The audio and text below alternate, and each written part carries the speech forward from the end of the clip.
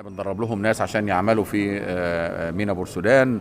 بندرب لهم ناس اساسا برضو على حرف النقل البحري، ده بالاضافه بقى الى السكك الحديديه وغيره. ولكن في مجال النقل البحري احنا بنتكلم فيه، احنا في تعاون كبير جدا بيننا وبين كل الدول العربيه، مش حتى فقط المشاطئه او اللي موجوده على البحر الاحمر والبحر المتوسط، لا في كل دول الخليج العربي، كل الدول العربيه في تعاون كبير جدا بيننا وبينها عشان نصل الى فعلا يبقى البحر الاحمر ده هو بحر. طبعا مش هو لوحده، البحر الاحمر، البحر المتوسط